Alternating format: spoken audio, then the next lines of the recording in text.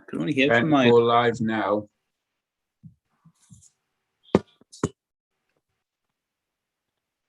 Okay. And we are live, I believe. So here we are. Normally say the midweek weigh-in, but it's the weekend weigh-in at 12:30 on a Saturday afternoon. You recovered from last night? Sunday, man, Sunday. Sunday, Saturday, they're all blown into one. You can tell I was up late.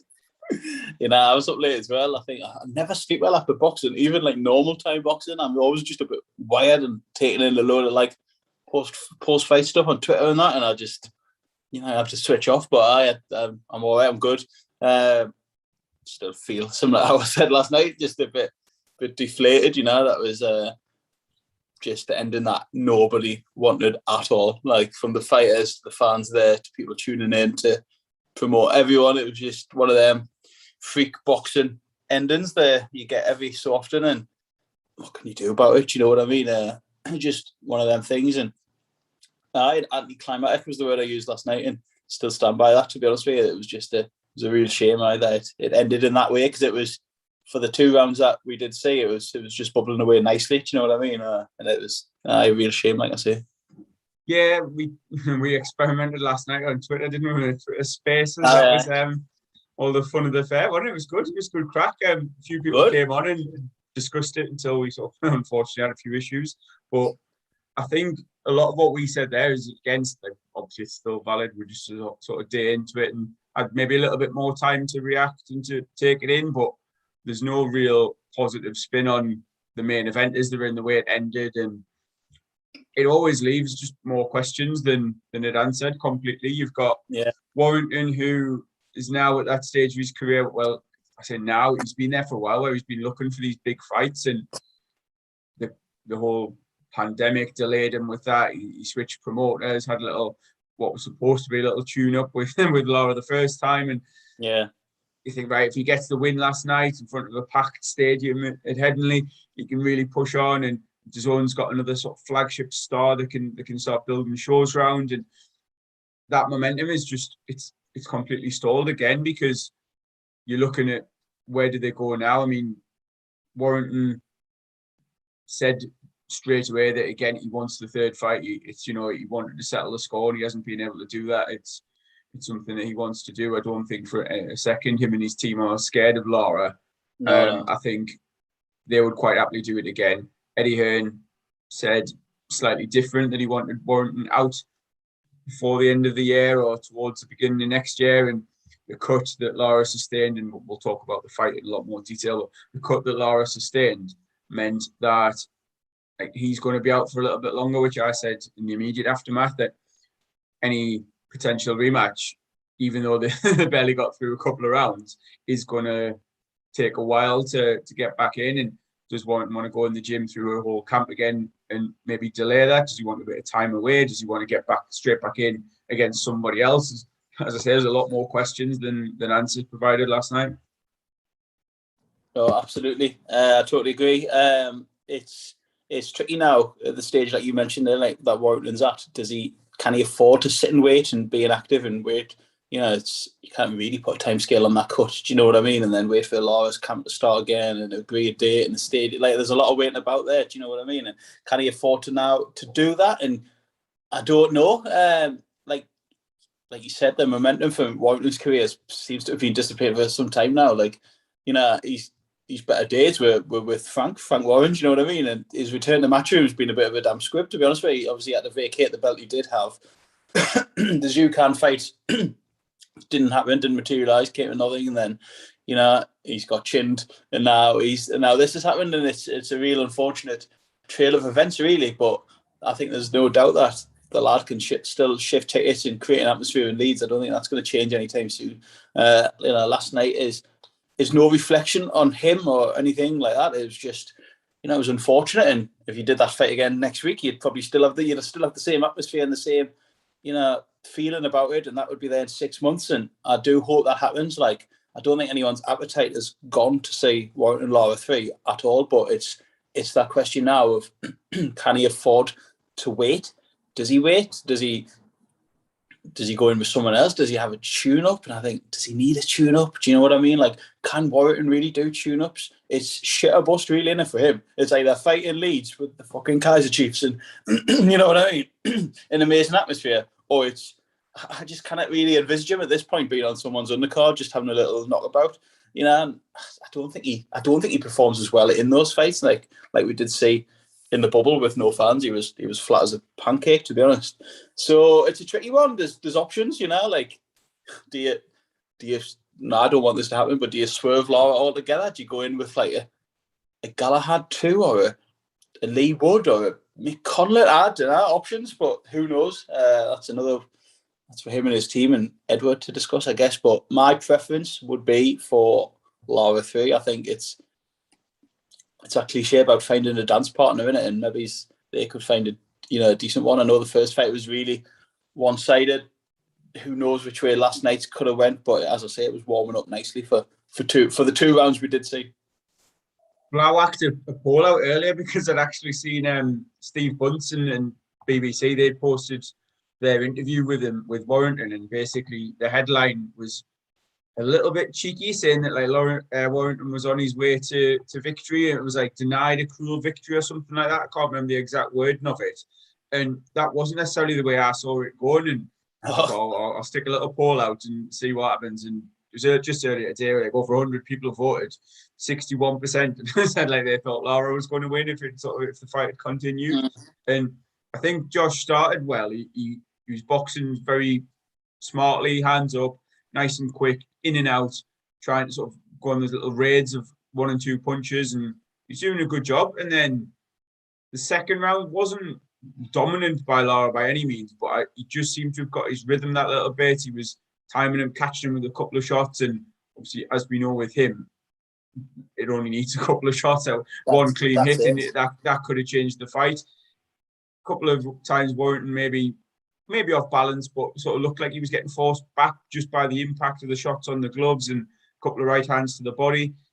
You just think, like, would that have gone 12 rounds? Would he have been able to sustain that over 12 rounds? Like, maybe not. And this is what I mean when we say that we've still got the intrigue and all these questions to be answered. So I think there's definitely enough interest in a third fight, because there was clearly a lot of visible interest last night, and like you hit the nail on the head with Warrington's popularity. And that whole event is what Matchroom specialise in. Eddie Hearn said it in the build-up, that like Fight Camp is this unique concept. It's a totally different way of doing things.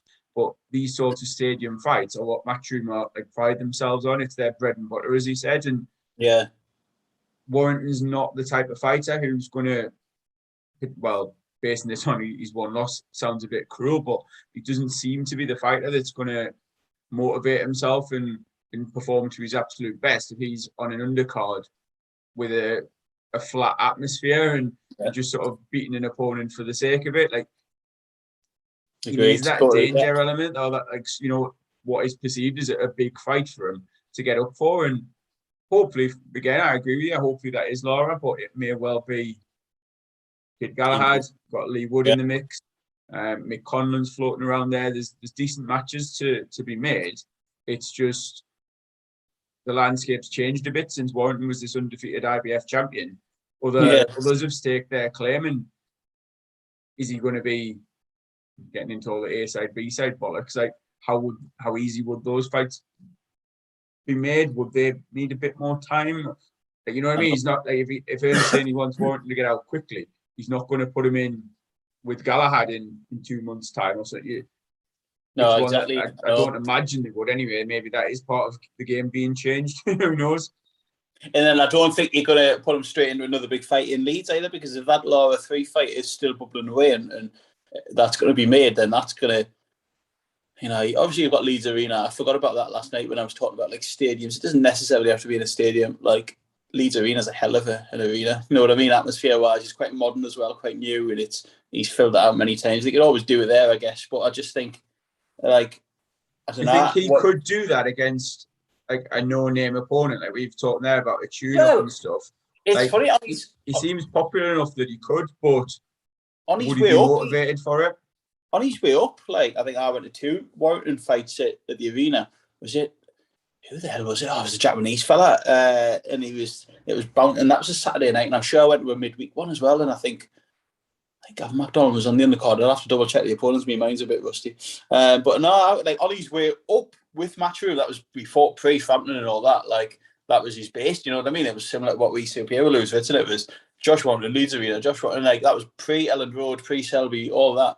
So it used to. I think you've just answered the question. Haven't you? Saying that like you went, it was buzzing, and you can't remember the opponents. Exactly, and that was it. Well, that was when his reputation amongst a few folk was that he was a bit of a cash cow, and it was just he'd keep him at Leeds till he got beat, and he had something like I guess no one really in the country had at that point. You know what I mean? It was Ricky Hatton-esque in a way. That Leeds following you've seen last night, it's still there for the lad. Like, and it's incredible, really, and like. You mentioned like A sides and that there, and I think against someone like Galahad, he probably always will be, just because he guarantees fans. Do you know what I mean? He guarantees, like you said, Matchroom's bread and butter, and Galahad probably doesn't seem to be able to shift. You know what I mean? You don't see many Sheffield shows based around Kid Galahad. So, I'm going off on a bit of a tangent here. It's tricky. It's going to be interesting to see what comes out in the next few days, weeks, and stuff about the next move. What their preference is. Is it just simply wait for Lara, or is it, like you said, like maybe he's get him on a big undercard towards the end of the year? Like, I don't know.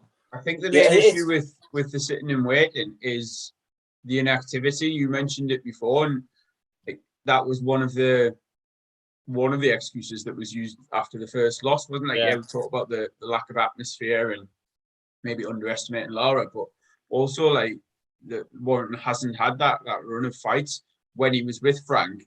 And I'm not saying this to compare Frank and Eddie and say one's better than the other or the rest of it. It's just like he seems that type of fighter that needs that, right? I'm in this fight, I'm in this big fight, I've got this fight, I've got a unification to look forward to, this is what I'm going, and like many fighters do, they need that goal, whether it's short term or a little bit further away, that they're working towards. And I'm not saying I fear for him, because I think he's a very, very capable boxer. He'll beat a lot of featherweights and most featherweights out there.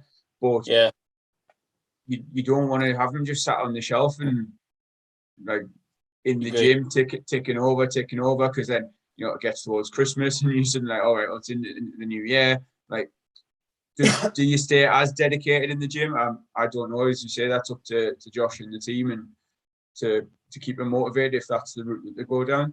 I think it's interesting to see like what does DAZN do between now and like the end of the year, like, because if they do a big show in say November or December, which I'm sure they will, do you know what I mean? He's a big name to pad out on an undercard. Do you know what I mean? Oh, we've got Josh Warrington on the undercard. It's like, oh, hello, someone. You see undercards, and sometimes they're not always great, and he's good. If you want to keep him busy, then he is a good name to pad out a decent undercard towards the end of the year, somewhere like the O2 or whatever they've got planned. I'm not sure. Like, I'm sure they will have something to finish the year off strongly. Do you know what I mean? So that's an option for him, and like to stay busy. And if it leads up to say Lara 3 early next year or early to mid next year, like that'd be brilliant. And that is an option. And like I say, he will add some depth to some DAZN cards. He's one of their well-known boxers, like you say, and he's a name, and so that's an option. And I just think like.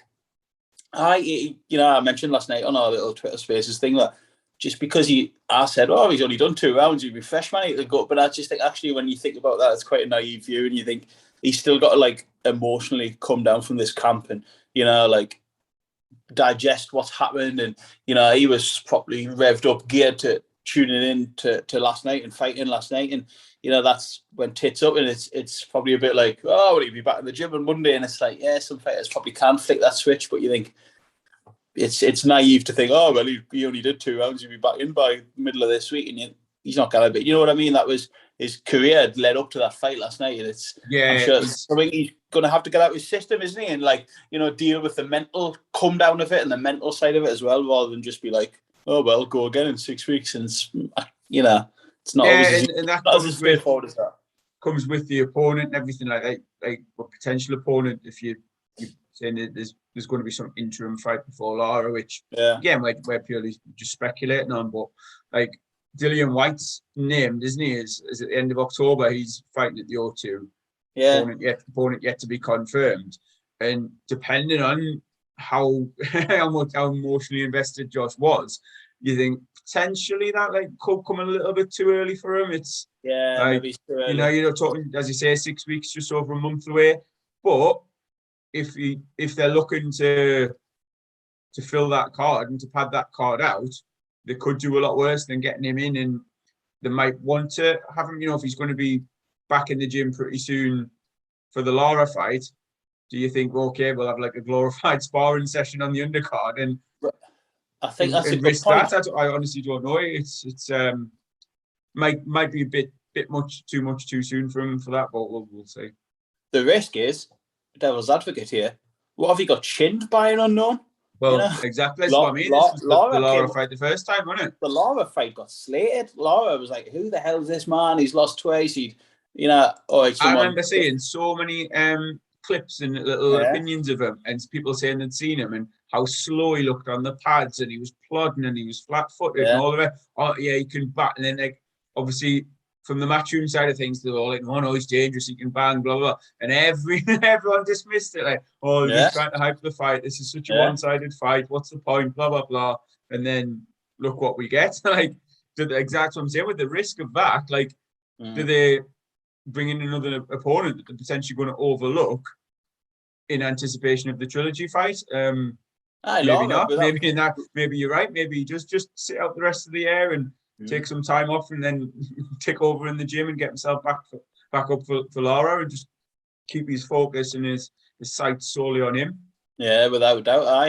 You cannot really rewrite history. Lara was meant to be like just a take over opponent, and it was underwhelming. It was flat as a fart. Amateurishly looked down his box rec, and he hadn't basically fought outside of like Mexican casinos and that. And it was like, who the hell is this?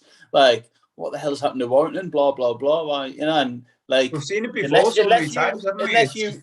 Unless you really knew Latin American, North American boxing, and you wouldn't have known Lara. Do you know what I mean? Like, unless you were an ultra geek, and it was, he was meant to be like the tune-up, and then it's like, oh, imagine, just devil's advocate, if you got chinned again by an unknown, and it has happened. You think then Lara 3 really is tits up. So it's a quite a delicate balancing act now between what they do. Do you risk? It's like pros and cons in it. Do you risk the inactivity and just set your sights solely on Lara 3 and whatever time will be to heal that cut will be, and we go again with that? This is exactly what they'll be sitting breaking down and discussing, weighing up their options. Yeah, we could be in that meeting, but I know we go around in circles on this, but it was a shame, sort of anticlimactic. From my point of view, I'd look forward to it all weekend. I was having a cracking little night and watching me boxing, tweeting through it, which I'd really missed doing, engaging on Twitter, taking it all in, and a couple of drinks and stuff. And then was really hyped for that main fight and was enjoying it while it lasted. And like you mentioned there, I thought Lara would finish the second round strongly, and I wasn't going to go down the whole Adam Smith route. I was like, but they better call it. And then Andy Lee did right at the end of the second round. He was like, oh, some good shots there, heavy shots from Lara. And I thought, good on you, Andy Lee. You called it. And then, we'll never know. But real shame. But the appetite for me personally is 100% still there to see the third. But I just think if we didn't, right, I think regardless of what Lara does now, where he goes, he could be a star. If that wasn't a fluke and he looks as heavy-handed as he even looked in sort of shades last night and dangerous, then you've got whoever, I don't know who he's signed to or whatever, but there could be a fighter in there, and he could be wanting to watch. And these little fellas. Definitely, we focused obviously from the Josh Warrington British side of things, but if you look at Lara, there's potentially any rematch clause they had from the first fight isn't necessarily there. I don't know if there wasn't even a clause or if it was just agreed that they made the rematch worth his while. But he could go off in his own direction. He's not going to be. I wouldn't imagine you'll have a queue of fighters wanting to defend world titles against him, because they've seen what he can do. But with a decent bit of backing and promotional push behind him, then he could be. We're mentioning Kid Galahad, that would be a hell of a fight. I think what he's got going for him as well is he's always going to be in exciting fights because he's got that knockout power. He's got the heavy hand. So unless he's in there with someone that can totally nullify him and avoid any engagement with him, he's always going to be in fairly exciting fights. You're going to be watching thinking this could end at any given moment. And And that's ultimately what you want to watch, like in boxing. I think that's why him and Warrington styles gel really, really well. Like Warrington comes forward with his head slightly, but he comes forward, and I don't know if he's got it in him to stay on the outside and box smart and conservatively for 12 rounds. There's always going to be those little flashes and exchanges, and we saw that even like within the 2 rounds last night. There was a couple of the standing trading hooks, and Warrington's done that against the likes of Frampton. He's done it against Selby. He's happy in the pocket, throwing and trading, but whether technically that's the best outcome for Lara, like the best game plan against him, is well up for debate. But from like Lara's point of view, he definitely brings excitement, and with a good promoter behind him, like dare I say, if Matchroom got a hold of him, you can suddenly see him headlining cards and generating a bit of interest and hype behind him. Or even one of the American lot, top rank, who know how to deal with a foreign fighter, or Golden Boy, like previously, you know what I mean? He's a tough, hard-hitting Mexican, and any of these little fellas that pack a punch, you need to take seriously, because it's not always the biggest hitting division, is it? But he looks good, and I like him. I like his temperament, and I thought he seems like a good fellow. And just one more thing about that, and I think I think you mentioned it last night on Twitter. Can we really make a massive deal of the head thing? And like, I know I was saying last night, in the 2 rounds, there was at least twice before the cut that Lara was signaling the ref code, like come on, like watch the head type of thing. But is, like you said, is that any different to how Warrington normally approaches things? Was it a deliberate was it just a bit of roughing him up and gamesmanship type of thing, or was he deliberate? I think there's a very fine line, and we see this a lot in boxing, where it's the very nature of the sport is that it's tough, it's unforgiving, it's brutal. Not necessarily anything goes, but if you're standing, even if your opponent is in the wrong, if you stand there complaining to the referee about it, instantly the commentators, the pundits, everyone watching comes to the conclusion, oh, he doesn't want it, he's not happy, he's looking for a way out, he's not going to suck it up, and all these like cliches. Like if you look back the other week, Galahad and Dickens, all the way through the fight, Galahad's foot was on top of Dickens' toes, stopping him getting moving, stopping him doing this and that and the other. And the ref didn't really do anything. Like, it got sort of a bit further on in the fight, in Dickens' corner, Derry Matthews just like screaming at the ref to do it. And Dickens didn't really say anything or do anything. And that's almost to his detriment, because he was disadvantaged because of that. And if you want to call it cheating, you want to call it bending the rules, however you want to phrase it, Galahad's getting an unfair advantage. And that's the same with Warrington. If he's fighting aggressively on the front foot and he's looking to bob and weave and force his way in there is going to be contact with the head. But the ref did warn him a couple of times, and Sonny Edwards made his thoughts known on this, that he's almost lucky that it hasn't gone more as a disqualification. Now, I would have been astounded if they DQ'd Warrington last night because of that. Because he's the home fighter, he's got the matchroom push behind him. All of these things that we know and we almost just take for granted, like that's never in a million years going to go down as like Warrington losing that fight by disqualification because of that. I haven't watched it back, so I don't know how deliberate it did look. I'd be lying if I said I sort of noticed anything and thought anything of it at the time. But like, we see all the, as I say, like going back, we see all these things that bending the rules, like fighters pushing the head in, stand on toes, holding in the clinch rather than like boxing their way out of it. But ultimately, it's up to the ref. Like, they've got to enforce it. They've got to give warnings and deduct points and be on it. And quite often, we as fans don't necessarily want to see that unless it's visibly spoiling the action. If you're watching a fight where one fighter's holding for 10 rounds, you get a bit pissed off and you're a bit fed up because nothing's really happening. The punches aren't being thrown. But if someone's sticking their head in or chucking the odd low blow in the sort of borderline in that, you think, no, just get on with it. Like, suck it up. Take it. You've got a chance to hit him back. Like, do that. And it's in such a masculine, often like toxic, macho environment. It's not really the done thing to whinge and complain about these sorts of things, or not for the fighters anyway. I think that's more for their corners, and like we've seen it in the past. Just give a couple of examples there, like to shout in it and to make the ref aware of it. But that's why you need like strong, decisive refereeing at the end of the day. No, that's it. No, it is, and it's part and parcel of the game, like you're saying. It was just unfortunate and a real shame. But I'm just going to be intrigued as to what happens next, and I'll follow this story, I guess, to its conclusion, because I'm quite invested in the fight and hopefully in the trilogy. So let's just see. Moving on. I was going to just work our way down the undercard in order, but Broken Nose Boxing's thrown a question into the chat. Massive little shout out to him as well. What do you think Maxi Hughes will do next? Doesn't sound like he's getting haney, according to Hearn post-fight.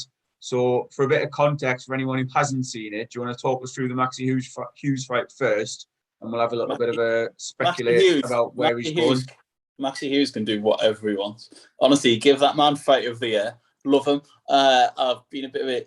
Honestly, I wish I could find these tweets right, because before John O'Carroll, I tweeted on our BBB account saying, "Oh, tricky little test this for John O'Carroll," and someone, I can't remember who it was, and I can't find. I've searched for these tweets right, and he was like, bollocks, man, stop sucking up to MTK to stay busy fighting best for Carroll and all that, and it's typical shit fair and all that. I was like, annoyed, and I thought, anyway, so look what happened. He beat him, and like I said last night, and I'll reiterate this now, and I just think Maxi Hughes is like such an example for any young fighter in this country to stay in the gym. He took the Carroll fight on 2 weeks' notice. Stay in the gym, take your chance when you get them.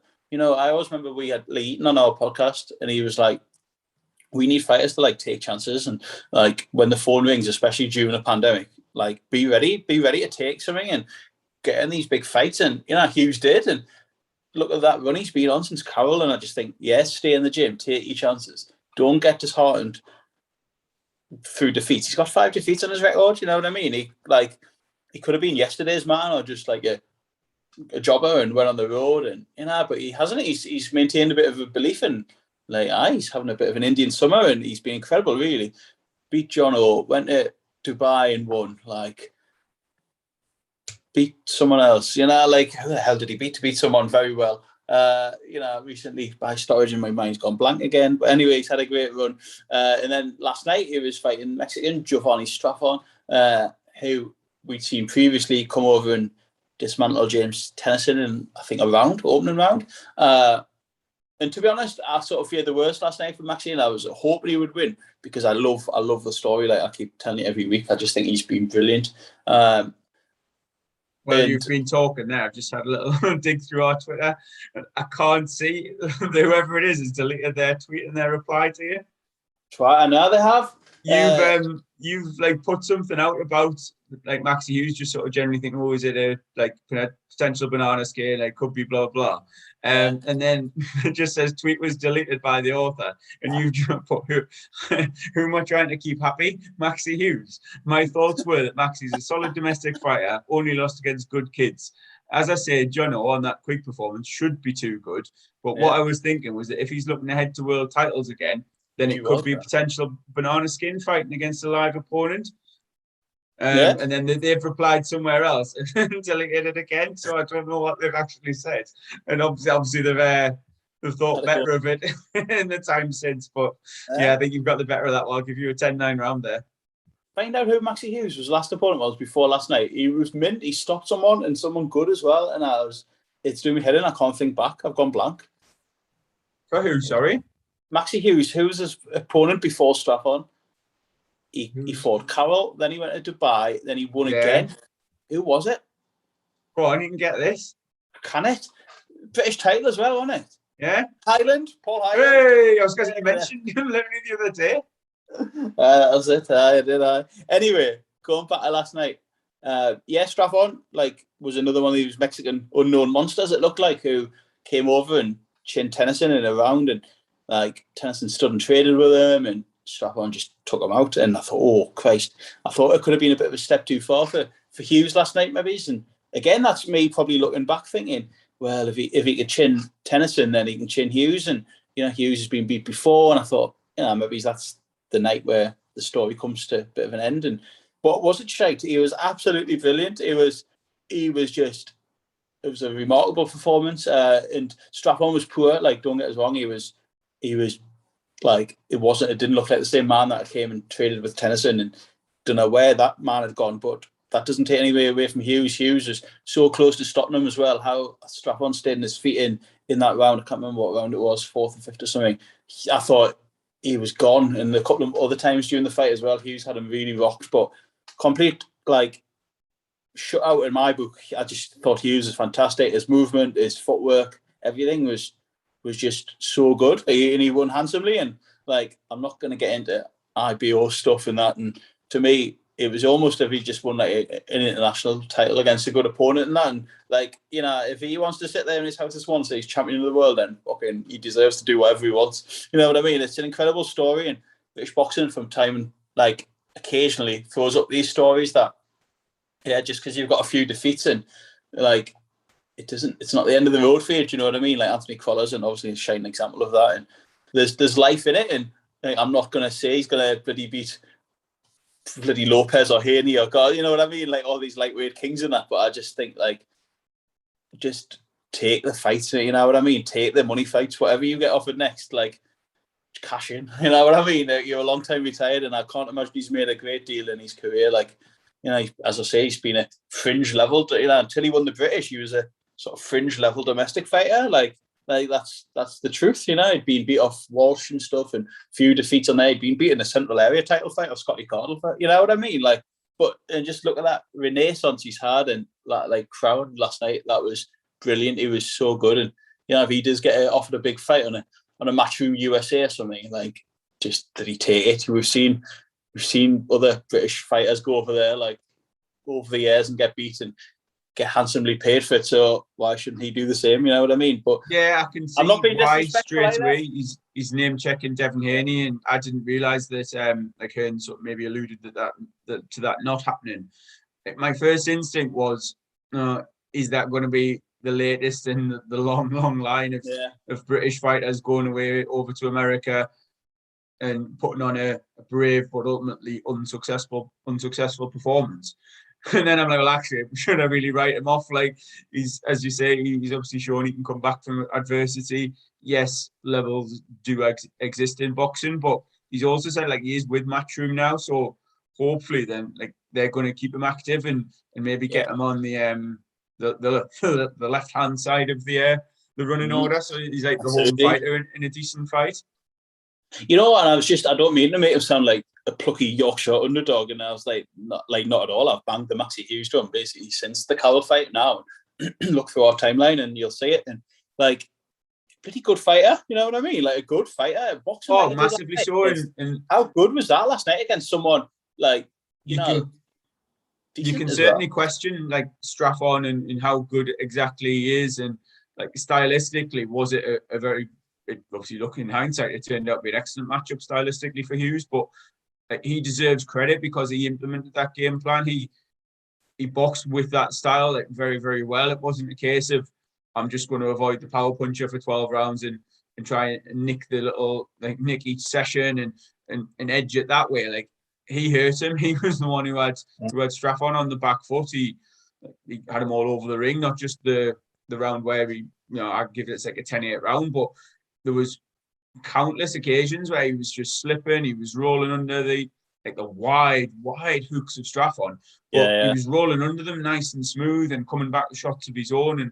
he was the one landing the cleaner, harder shots, which I didn't necessarily anticipate coming last night. And honestly, if Hughes was going to win, I thought it would be a lot more competitive, a lot closer, and a lot more nervy for him. But from the opening bell, he settled brilliantly and he got into that rhythm. And ultimately, he just didn't get shaken out of it at all. Like, did really good performance. I think your little sort of comparison there, it's like a good international level fight. Like, if it could have been like a European title fight equivalent against a very live opponent, and he's done really well there. So hopefully this catapults him onto those bigger fights with the potential for life-changing money. I wouldn't, absolutely. As a fan, I wouldn't necessarily want to see him just go over and take a beating for the payday. But, like, you again called it, like, he's earned the right to do whatever the fuck he wants, to be quite honest. He has. You know what? And, like, credit to Sean O'Hagan as well, and for that game plan and performance, and Steffi Bull, and for believing him, his manager as well, and, like, for keeping him going. And but also, like, the biggest credit has to go to him. Like, he must have been in the gym during, like, you know, the pandemic and stuff, and just keep taking over. He must just be that type of lad. And if that phone didn't ring for John O'Carroll, or if he was like, sorry lads, I need another 6 weeks here, I'm not ready, and like, if he didn't snap the hand off for 2 weeks for John O'Carroll, then he wouldn't be in this position now. And if someone said to you, like, it wasn't even that long ago, like, someone said to him, fuck off, man, someone's ringing us 2 seconds. Mr. Popular. I'll try and finish what you were going to say. No, I just mean what I mean is that, I mean, like, I just, you know, a year ago, if someone said to you, oh yeah, you'll beat Carroll, you'll win the British, you'll do this, you'll win in Dubai, and then you'll win in the stadium fight in Headingley, like on a Warrington undercard, you'll sign the match room and your name will be getting linked with Devin Haney. You'd be like, shut the fuck up. You know what I mean? It's like, it's incredible. Like, it's just a brilliant turnaround, and delighted for him, and good on him. You know, I haven't got box back open, but just, I'm sure there's some mint names you can link him with, like, yeah, even Tennyson or someone, you know what I mean? He's always good domestic fights at 135, but I thought about Tennyson and potentially Straffon, like, as a rematch. Like, you tweeted something, didn't you, saying, like, just penny for Tennyson's thoughts. Like, he's been blown out and around by this fella, and he's seen Maxi Hughes, just like we talked about with Warrington, that one loss, and fighters suddenly bypass you and overtake you. And like, Tennyson was obviously getting massively hyped, wasn't he? Johnny Nelson had him as the Javonta Davis slayer and all the rest of it. But like, all of that bollocks aside, like, he was a very highly rated, still is, potentially domestic fighter. But you look at it then to think, well, actually, is Tennyson, is that going to be a potential, like, let's say, the Straffon fight? Like, there's not necessarily as much benefit to it, because everyone say, oh, he's just lost to Hughes. But I think Tennyson might take a bit of heart from that thing. Okay, I can make a few adjustments, make a few changes, right that wrong on my record, and get himself back in the mix. I can't see Hughes, I don't know, I can't see him hanging around it or wanting to hang around at British level, but maybe, you know what I mean? Maybe he does those, as you say, decent domestic fight out there. Like, if the pay is right for it, and he's obviously shown he's not afraid to take these fights and take a tough fight, but that's where the manager steps in and thinks, well, hang on, like, we could really get you in a big fight, get you that opportunity.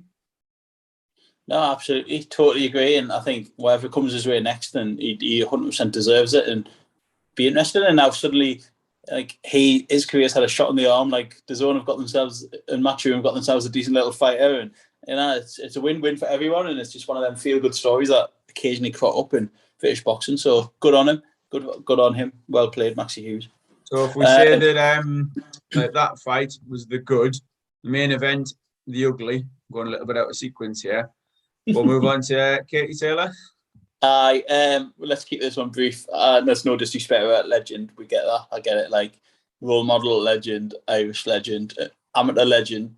Amazing. You know, still a great fighter, but however, I struggled with it last night. I don't know, for whatever reason, I just couldn't get into it. It couldn't keep my attention, and it just wasn't great. I know she put her down at one point, and then I know I tweeted about having a bit of money on the Katie Taylor stoppage, and I think once I knew that was going tits up, I think I just zoned out. You know, just like, I don't know, it wasn't great. It wasn't great fair, and you know, you've got to choose your words carefully and don't want to disrespect Katie Taylor by any means, but maybe it's just the last couple of fights just haven't been on that level, that high bar that she once set for herself. And you know, fair play to her opponent last night.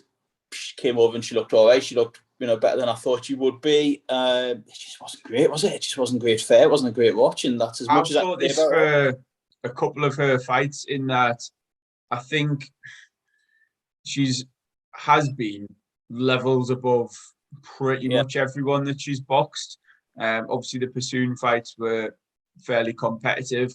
And I think with Katie Taylor, the only opponent that's going to beat her will be time. Ultimately, I think I had to check this, but she's 35 now, and it's a long, very highly decorated amateur career. She's achieved everything there is to achieve as a professional as well in like less than 20 fights. I know we've talked about the depth of women's boxing, but like, she is ultimately the pinnacle of the sport if you had to do that in one person. But these sorts of opponents, and coming up from like the weight class below, not being the most active, almost being quite negative. I think last night she was happy to go the distance and lose on points, very cautious style. That didn't really lend itself to an entertaining fight. Taylor, while she put it down, wasn't able to step on it and get her out of there. Never really looked like doing so. And I always feel harsh criticising her because of everything that we've just discussed and all the respect that she deserves. But I think if she continues fighting, she'll end up losing to someone that in her prime wouldn't have come close to touching her. No, I agree. But that would be a big shame if that was happening. That Serrano fight maybe keeps getting linked, and it's like, does she now need that big fight now, that one defining fight again? Because I just think at this point it's almost, again, choosing my words carefully here, but it's almost becoming a little bit tedious. And it's like, oh, there's Katie Taylor by points, and it's like, that's the bet I should be putting on. You know what I mean? Like, it's just, it's almost like monotonous in a way, because she's still beating these people, but it's just not amazing anymore to watch. And it's almost like the, oh my God, wow factor. It's so routine now for it. And it's just, it can get to the point where it's a bit underwhelming and a bit, dare I say, boring last night. And, you know, maybe she needs that one big fight now, because these sort of world title defenses, maybe she's losing like the novelty type of thing. And, you know, is she now at that point where she's just a DAZN solid undercard fighter now, and, you know, second from the top, third from the top, and it's Kate Taylor's on again, legend. We go through the whole rhetoric what of she's achieved, and I think status, but do we need more not from her, like more from a matchmakers and our promoters to, like, you know, give her that one big fight, the Serrano fight, for example? I'd say she's been in a couple of like competitive fights. Like I mentioned Pursuing, obviously there's like the Tasha Jonas fight as well. Like, even when they're close and competitive, you just sort of think, oh, like Taylor's going to do enough to win it on points. And I forgot about the Jonas fight, to be fair. And that like comes in as part and parcel of her style. And I don't know whether she's going to really like ever deviate from that too much. You know what I mean? Like, she can be in the exciting fights, and again, is that down to the matchmaking? And you look at the quality out there, like there's some big names, and it's ultimately whether she's going to get up for that and whether she will like raise her game.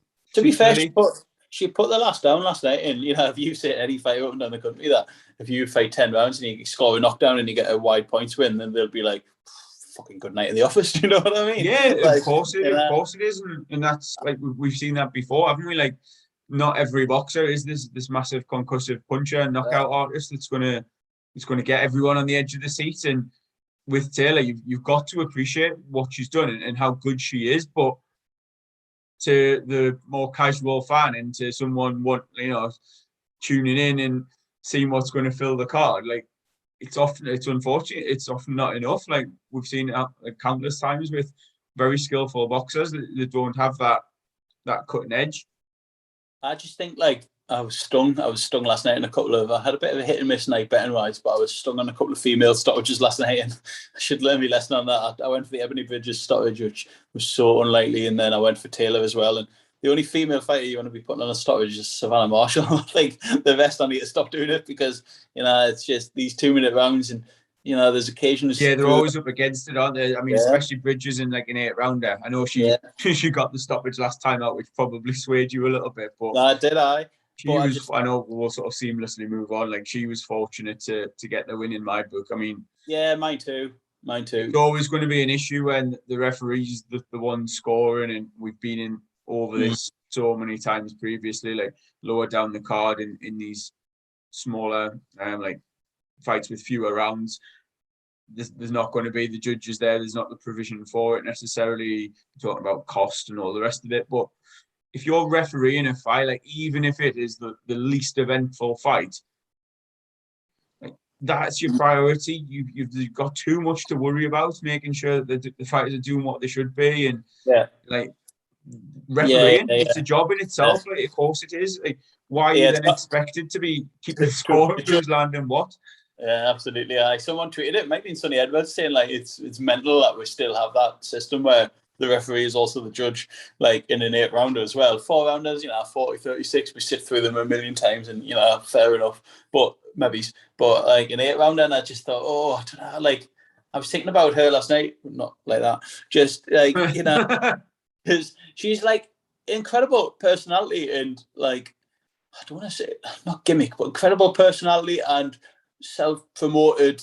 Like another amazing example of it, almost sort of Dave Allen levels of when he was popular and Louis the White Rhino, the People's Man, and she's worked like this country sort of really, really well. Like, and obviously a lot of it's through looks and personality and speaking. And she's a great talker. She's done the TV search, Soccer AM, and all that. And stayed here basically since she fought over here, and like went to different gyms. I know she was in with like Enzo Martinelli for a bit and stuff. And like at that point now where she has like whoever was in the stadium last night in the sort of the palm of her hand, amazing reception at the weigh-in, and like that, another good example of someone who's like self-promoted and like carved this like niche out for them. And I just thought performance, she got a bad hand injury, I know that, but sort of didn't go down too well last night. She probably has a bit of credit in the bank still because of like the performance she put in against Courtney and like a stoppage win last time as well. I just thought last night wasn't her best night, and there's no need to you kind of write her off because it's such a small talent pool anyway. Do you know what I mean? So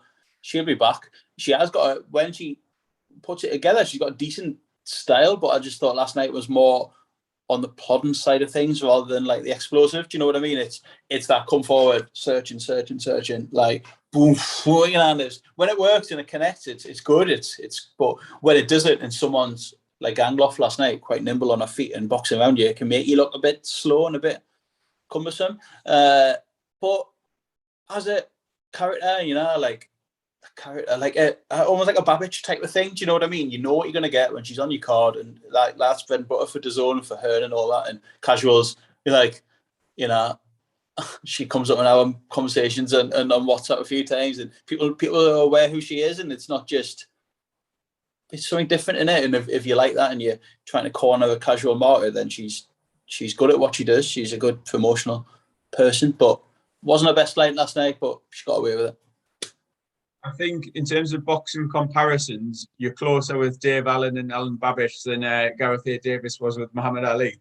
Thank you. Yeah. I think, like, again, she's not going to be short of opportunities, and that's through the niche that she's carved for herself. It's like the Dave Allen one is essentially the model, isn't it? Like a lot of, dare we say, more limited fighters have seen that and come on board with it. And only if you plug yourself on social media and you can generate that bit of interest outside the ring, then half the battle's done. Like if she hadn't done what she's done and gone about her business in the way she has, there's not a chance she'd have got the Courtney fight. And full credit to her, because in that fight she shut up a lot of the critics. She showed that she can fight, she can box a little bit, and she can take a bit of punishment, she can get stuck in. Very, very close fight. Like then, as you say, coming off the back of a stoppage win, building a little bit of momentum, I think, right? Like the Courtney rematch for a world title could be on the cards, and you can criticize the validity of that and whether it should have been for a world title, all the rest, all the criticism, like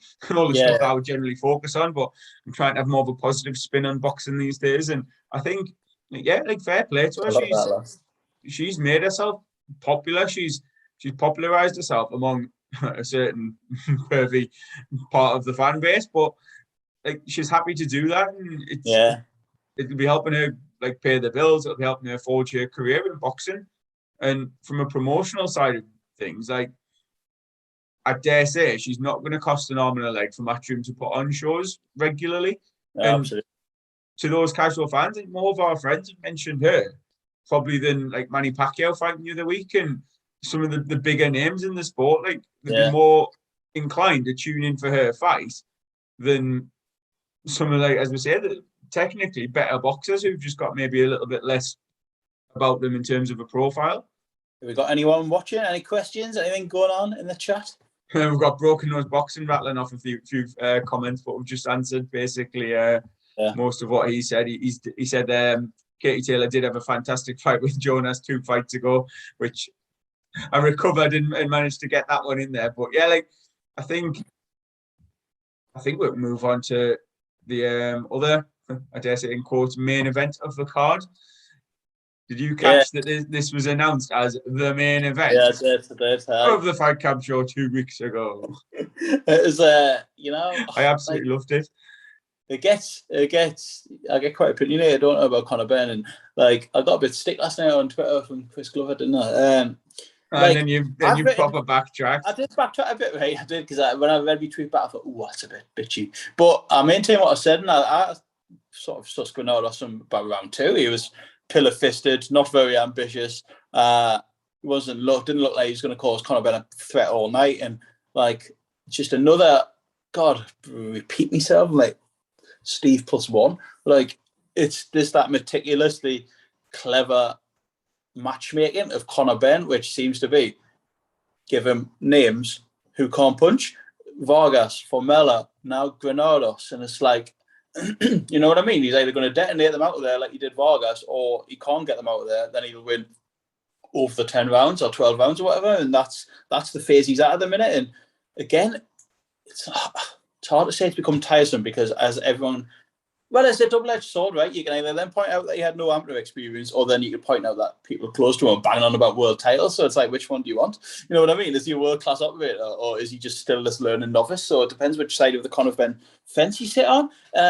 Clever, like, if I was a young prospect coming up and I would find his matchmaker and just get him to make me fight. I think he's been matched so well. Like, a prime example of amazing, clever, guided matchmaking and career progression. And like, yeah, just like you cannot argue with that side of him. And the way Matchroom have built him as well, he's one of their bigger names now. And like you said, he was a high headline fight, and it didn't happen for various reasons, COVID and that. But he's a name to be taken seriously. Whether I generally think he's that good, I still can't really make my mind up. And I just think he's, like I say, he's been cleverly navigated, missed out some even domestic names who I think would probably give him a better fight than Granados. But on the other side of things, by missing out bloody SU Man or Congo or Lewis Crocker, he's bypassed them completely now. Do you know what I mean? If you said to someone on Twitter, like, oh, you should put Conor Benn in with Lewis Crocker, people are like, shut the fuck up. He's miles ahead of him. And it's like, he's by not fighting them and swerving them, he's ahead in perception of them by a million miles. Like, he's one of Matchroom's, dare I say, standout, well-known fighters, and credit to him for that. Like, you know, I'm guilty, of forging an opinion of a fighter sometimes and not allowing them to prove me wrong. And you know, I did it with a Coley, and look how much he's improved. And Conor Benn now, like, sometimes in my mind, I go back to Cedric Payno 1, where he was given absolute fits by the little Frenchman and put down on his arse. And I think, is that still in there? Will we know if that's still in there until he fights someone like who can dig him back? Like, if that's, you know, like Avanesian, for example, was the fight. It could be a fight to make. Maybe he's not now. He's going to fight on Sky and blah, blah, blah. But there's frailties there. There's vulnerabilities there. But like I said last night, I know I'm waffling on here, sorry. That's part of the reason why I do find him quite appealing to watch, because he comes forward with such intent. He doesn't always detonate, doesn't always land, but he comes forward. He's so pressing, forward thinking that he leaves himself open. You see it a mile off, and his shots can miss by a mile and stuff. And that vulnerability about him, that even novice style still 19, 20 fights in, is what makes him such a compelling watch. And I think whenever he does fight someone who shows a bit more ambition and pings him back, I think he'd be in some unbelievable fights. But for now, it doesn't seem like they're ready to do that. I'm just ticking off all the points I was going to make that you've made. I've got a well-rehearsed Conor Benn, because we've talked about him so much on here, and I just think honestly, he's one of the most intriguing prospects in world boxing. And I don't say that lightly. Like, you mentioned a couple of names there. And he's a fighter after 19 pro fights that I still genuinely not quite sure where he's at. Like, you could put him in with an area level opponent, and I'm going to name Florian Marcoux there. And if that had a bit of needle to it, I would genuinely be interested in watching it, because I'd favour Ben, but I think, like, do you think you're being harsh on Marcoux calling him area level? I know he's got an international title fight soon. Do you think he's maybe a bit English level or something? You know, like fringe his area? I think it maybe. I think it's hard to say like English or British, because obviously he's not English or British. But like, based on his record and who he's fought so far, like I wouldn't be putting him in as a favourite against like Essiman or Congo, for example, who are sort of British level. So Yes. I don't know necessarily where he's at, but I'm saying like from someone further down. So okay, so we're talking fringe British domestic level. You've got then Echo Essiman as a British champion. Chris Congo, you've named former British champion, whatever. McKinson's there. Like all these fighters, put them in with any of them, and you could make a case for them maybe beating Conor Benn. Like to the more casual fan, maybe not. There's that perception isn't there. Like then you go up European level. Avanesian, I think would go in as a big favourite against Conor Benn. And Josh Kelly as well. Why is Josh Kelly not the fighter make? Do you know what I mean? Like, yeah, and then you've got that, but then in the same vein, like any of these to me would be reasonable opponents for him. Yet at the same time, if you're trying to put him in with Amir Khan or like they're talking about Adrian Broner, and in my head I'm like, oh yeah, like, if they had the money and got Broner over Benn versus Broner, Broner's lazy, he can have his off. Like Benn could beat him quite comfortably, like on points, and you just think, oh bloody hell, like anything from, as I say, like maybe being a bit harsh with area level, but like from domestic, like lower end of domestic, all the way up to borderline shop worn world level fighters. You're like, any of them could beat him, or he could beat them, and you've got no idea where he's going to come out at the end of that. And I agree. It's such a masterful example of matchmaking and how to develop a young fighter. Like, yes, they've obviously got money behind him, and you know what I mean. They've prioritized him. They've taken a lot of time and effort, invested it into him. But ultimately, like he's massively improved. Like when he started, you mentioned the Payne fight, but before then, you're talking not even area level, like white collar. Some of his fights, how raw he looked. Yeah, but he's getting more and more polished with each performance. And yes, I don't think it's any accident that the likes of Formella, obviously Granados last night, don't necessarily have the punching power to hurt him or to dissuade him. But by going rounds with these sorts of fighters that are hard to pin down, he will be learning things in there, or hopefully for him, he will be learning things because they're presenting different little angles. Like he's having to cut off the ring rather than following opponents around it, and all these sorts of things. But then there's still the question marks around if he's in with a puncher like Avanesian, for example. Yeah. Would he be able to take that sort of punishment for 12 rounds? We haven't seen him take any punishment in a few fights. And yeah, again, credit to him for that. You can argue that that's because how good he is. He's shown he's above these opponents, but also you're looking at their physical attributes, their power, their strength, and their ambition as well. Yeah, you have to give him huge credit, and like he's probably like now for this generation, he's escaped like his dad's name. Do you know what I mean? Like, they don't use it as much of a gimmick anymore. Yeah, there's a couple of voiceovers or like a message from his dad or something. It's not as overbearing to say like Eubank. Do you know what I mean? It's like to a lot of fighters that like a younger generation probably don't know who Nigel Benn is, or they'll not be too familiar with him. Do you know what I mean? It's less of a thing. I think. Yeah, he shook that gimmick off. Not a gimmick, but he shook that reputation off of just, it's just Nigel Benn's kid. Do you know what I mean? Where Campbell Hatton might have to do the same thing at some point, like forge his own way. And like it's for now, he's obviously not doing that. It's really Oasis, Blue Moon, Manchester. You know what I mean? Like fair enough, you can also use that to your advantage. But I think Connor's becoming his own man and his own fighter in his own right. And you know, fair play to him for that. And you know, he's winning these fights still. And like you say, it's an amazing example of matchmaking to put him in with names who have been in with names who can't punch. It's essentially what he's doing. Do you know what I mean? It's like, you know, well, Formella's only defeat was Sean Porter and Vargas. Look who Vargas has been with. Look who Granados has been with. Bloody hell, he's with Danny Garcia. Like, by default, that gets people talking and gets a bit. It's that association with that sort of level, and then he's then in that company, and it's very easy for a promoter to come out and say like, oh, well Conor Benn's beat Granados, and the only other fighters that beat Granados are X, Y, and Z, who are currently world champions or former world champions, who are in the top 10 in the division. If so facto, Conor Benn is now top 10 in the division, and obviously we know that that's not how it works. But to the sort of fan that DAZN are trying to attract, Benn is definitely going to be one of their headline acts. Like he's one of the star names in the Matchroom stable as of right now. There's no doubt in that. Like, I can't see how anyone can dispute that. No, agreed. He's a headline fighter in his own right. I thought that was pitiful from Granados. Like, and obviously, if we got a tweet through last night saying, "Oh, you've obviously never watched him before. He's a proper fighter, this lad." And I was like, "Was he? Is he?" Like, he was fucking washed. It was a paycheck. I don't doubt he's a proper fighter, but like, I text you saying like, why have you backtracked on that one? Like originally, because like again, feather fisted. It's a bit of a a jab in it, a bit of a like diss, but he's not known for his power. Like, yeah, he can be a good fighter, and he might have come to have a go. And like Ben seemed to sort of hint that Granados was dissuaded by Ben's power. He caught him a couple of times and he didn't want to know. That might have been the case, but like ultimately we discussed it and predicted this, and it went essentially how we saw it going. Like, absolutely, yeah. He's only been stopped by Danny Garcia, so it would have been a bit of a statement if he got him out of there, but he never really looked in danger of doing that. Granados never really looked like posing any sort of threat.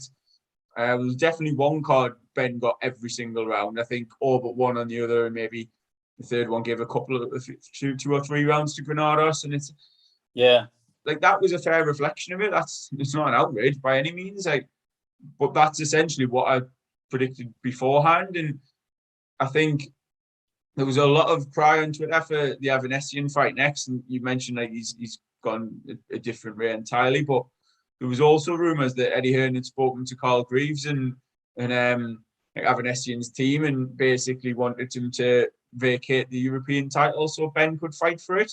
Now,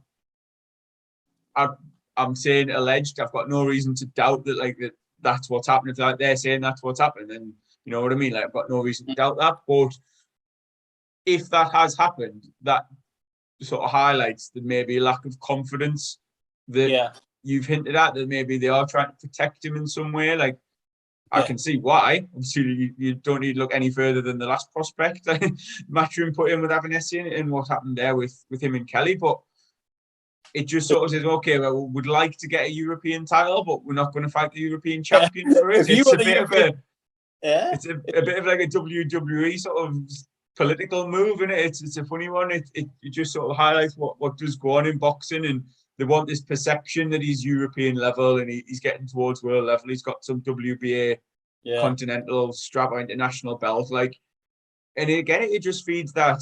I don't want to say myth because he's massively improved and we don't actually accurately know where he's at, but it just feeds that narrative that Ben is this getting to world level, and without technically doing so, it's a very clever little shrewd fighter development strategy. I'd love to think Neil Marsh and Carl Greaves and all that told Eddie where to swivel on that one. Like, if you want the European title, then you bloody fight Avanesian for it. But I don't think there's a massive queue of fighters wanting to get in with Avanesian. I think, you know, he'll win his next fight handily. I'm a big fan of his, and like, you know, it's a shame that not a shame he's on Sky Sports, for fuck's sake. I just mean, you know, after the Kelly demolition, it looked like there could have been big things on for him, and he's still fighting European and against a bit of a lesser opponent than Kelly. So it's good to see him back anyway, though. But it's going to be fascinating for Conor Benn how long they can keep doing this, and when do they run out of options? At what point does he roll the dice and maybe take a defeat, take a fight that's close to being a defeat? You know what I mean? Like, have a real, generally 50-50. I don't know. They don't seem to be in any hurry at the minute, but they'll have to keep getting that matchmaking book out and, you know, finding these opponents for him. But, you know, and Amir Khan with Brona, I'm there all day for that, man. That's just, he's fascinating. He's got so many options available to him. And again, go back to when he turned pro, even a couple of years ago, the idea that Joe Laws was calling him out. What? Joe Laws was calling him out, wasn't he, at one point? And I remember sitting there going, 20% low battery. We're all right, though. I'm still here. Yeah, we'll wrap up soon anyway. But go on. I remember Joe Laws, like, there was a bit of tongue-in-cheek between the two of them, back and forth. And I thought, what a cracking fight that'll be. Lawsy v Conor Benn. If them two dig each other and stand and trade, I was like, you know, just one's sort of gone. And like, now I'd honestly... I'm saying I'd honestly be backing Conor Benn to get Amir Khan out there. Like, the fact that even to think that, to contemplate that happening a couple of years ago was just unfeasible. And like, absolutely. you just think, right, like this is it. Like, put him in there, and I do understand the argument that he's only had 19 pro fights and a handful of amateur experience. Yeah. But if you've successfully built him into this star and this level of attraction, then like people are obviously going to want to scrutinize him and going to want to see him in meaningful fights and against ambitious opponents that are going to come and have a go. I'm not saying like they were calling out Sean Porter in that the other time before. Like I'm not saying put him in with Porter or Crawford or Spence or someone, but like again, like you might have to have less of a name value and someone like who's going to come and give him a go, like someone who's going to at least try and put it on him a bit, just so you can see how he faces that different challenge and like what he's learned from the Payno fights and that adversity. And like I'm all up for seeing him, as I say. Like if he's headlining shows regularly as part of the DAZN package, then and I'm all for it.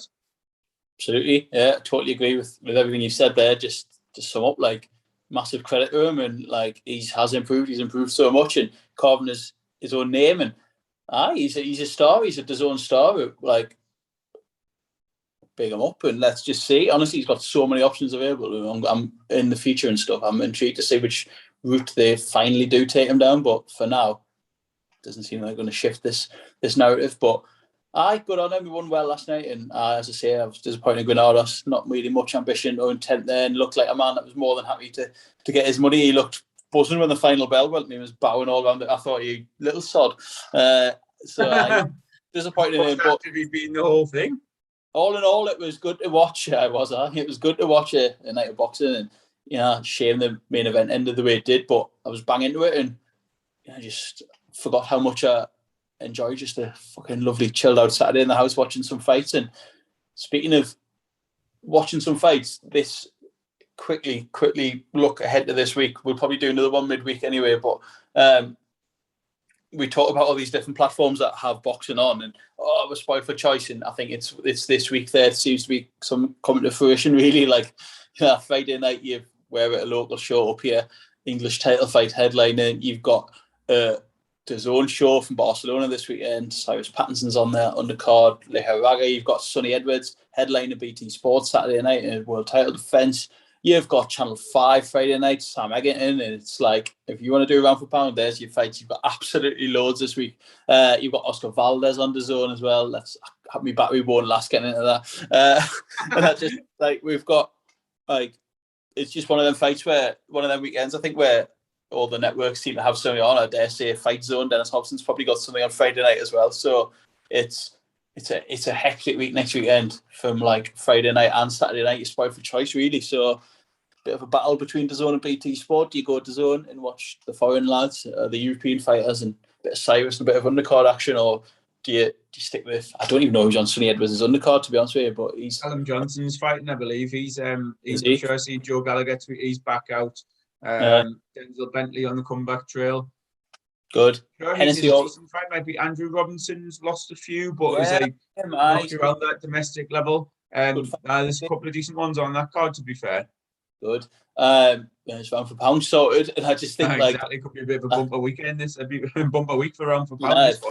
If anyone wants a terrestrial TV fix, then Hennessy Sports Channel 5. Sam Egerton's not really in too many dull fights, so that's decent as well. Friday, so looking forward to it. We'll probably touch base. I hate that saying midweek, and do something then. I'm at the weigh-in. I'm going to nip to Rating Meadows for the weigh-in on Thursday for the local show we've got coming up here, and just have a big crack with everyone. I think we're both there on Friday night, so buzzing for it. It's not often we get there on the small old shows. You get a meaningful title fight. We've got Joe Maposa challenging for the English title.